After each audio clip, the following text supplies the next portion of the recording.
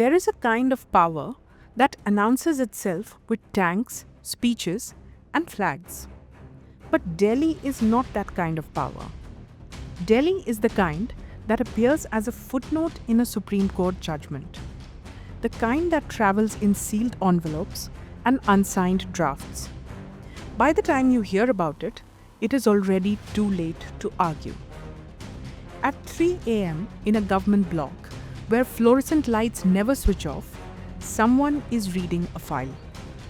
Outside, the city sleeps under winter fog. Inside, a sentence is being rewritten. That sentence will decide how a river is diverted, how a law is interpreted, or how a billion people will behave tomorrow. No sirens, no applause, just the sound of paper turning. This video looks at how Delhi became the center of authority in India, and about how Delhi learned to shape the country without needing to dominate it loudly. Delhi is not India's capital because it grew into power. Delhi is India's capital because power kept choosing it. For nearly a millennium, conquerors arrived, burned, abandoned, and rebuilt the city, not out of love, but out of necessity. The Delhi Sultanate ruled from here. The Mughals ruled from here. The British abandoned Calcutta and crowned Delhi in 1911, not because Delhi was prosperous, but because Delhi was controllable. New Delhi was not built as a city. It was engineered as a command diagram. Wide roads designed for surveillance and procession, administrative zones separated from ordinary habitation, buildings positioned to remind visitors that governance sits above society. Independent India inherited this architecture, and architecture does not forget its purpose. Delhi was never meant to be a place where life flourishes first. It was meant to be a place where life is organized. Delhi rarely uses force to assert power. It prefers documentation. Every decision begins as a file, beige, numbered, tied with a string or a cloth ribbon. Inside it, history, argument, recommendation, dissent, and approval. Files in Delhi do not travel quickly. They circulate. They move from desk to desk, department to department, gathering remarks in the margins. Questions are added, clarifications are demanded, risks are quietly underlined. Sometimes the file returns to the same desk weeks later, heavier with opinion, but lighter with uncertainty. The longer it moves, the harder it becomes to challenge what it contains. Each signature makes it harder to question. By the time a file becomes a policy, most arguments are already settled. The decision has already been checked against rules, past examples, and possible risks. By then, responsibility is no longer personal. It belongs to the system itself. This is Delhi's quiet violence, because you cannot protest a process that has already completed itself. You can shout in the streets, but somewhere someone will point to a note sheet and say, due procedure was followed. And procedure is Delhi's final weapon. Elections change governments. In Delhi, governments change, but the system continues.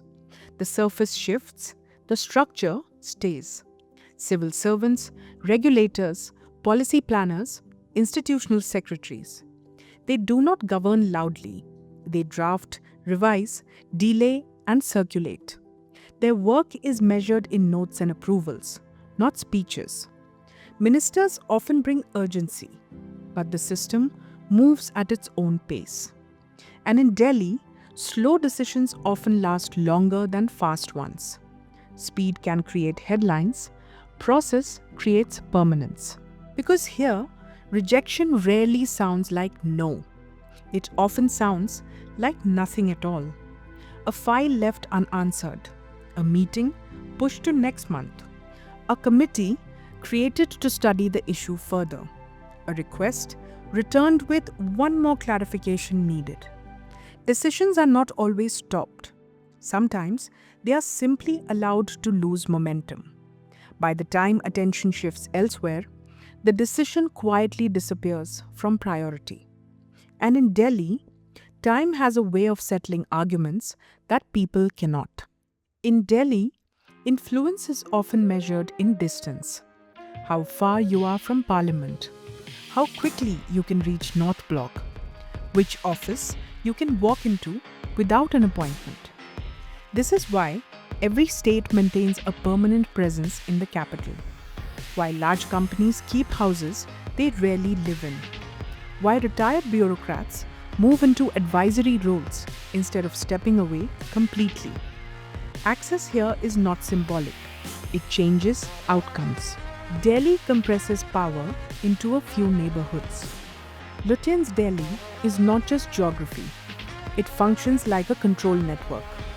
Inside it, diplomats negotiate agreements, lawyers prepare constitutional challenges, business leaders shape regulatory strategies, and political planners design electoral calculations. Most of this happens through meetings that never make headlines. Outside these neighborhoods, the country continues with its routines, often unaware that many national decisions begin in rooms that rarely attract attention. Delhi does not control India's media, it simply hosts it. Most national editors, political correspondents, and policy analysts live within driving distance of Parliament and the Supreme Court. So the camera naturally turns towards Delhi. When Delhi trembles, the nation believes it is shaking. When another region trembles, Delhi decides whether it is a crisis or a footnote. This is not conspiracy, it is gravity. News gathers where decisions are made, and Delhi specializes in decisions. Stories discussed in Delhi often become national conversation. Issues ignored here struggle to hold national attention. Over time, this shapes not just what the country knows, but what it thinks is important. Delhi's most sophisticated trick is appearance. It does not look dominant. Mumbai shines with capital, Bengaluru glows with innovation.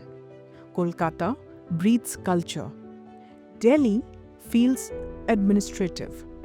White and grey buildings everywhere, old colonial bungalows, measured speech, meetings without conclusions. But inside those buildings lives the most permanent authority in India, legitimized power. In Delhi, domination does not arrive through force, it arrives through law. Once something is notified, approved, codified, and interpreted, it becomes reality that cannot be argued away. This creates a culture that is quietly chilling. Now, there are moments when the machinery slows. Budget negotiations stretch. Appointments stall. Judgments remain reserved. Policy drafts circulate endlessly. Across the country, projects freeze. Factories wait for environmental clearance. Universities wait for accreditation. States wait for funding. And corporations wait for regulatory interpretation. Delhi rarely collapses dramatically. It simply stops moving. And when it does, the country feels an invisible hand tightening around progress. This is the burden of centralization. Coherence comes at the cost of delay. Control comes at the cost of speed. And Delhi has always chosen control. Delhi does not dominate India like a king dominates a kingdom. Delhi dominates India the way a constitution dominates a democracy. Quietly, completely, irreversibly. Past midnight, government corridors remain lit. Security guards walk through halls lined with portraits of leaders who once believed that they controlled Delhi. Most of them are now gone. The files remain. Somewhere in those buildings, another sentence is being drafted. Another clause is being debated. Another approval is being delayed. And another future is being decided. Outside, Trains leave for cities thousands of kilometers away. Farmers wake up before sunrise. Students prepare for exams. Factories prepare to open gates. None of them are even thinking about Delhi. And that is exactly how Delhi prefers it. Because the most absolute power in a democracy is the power that does not need to be seen to be obeyed.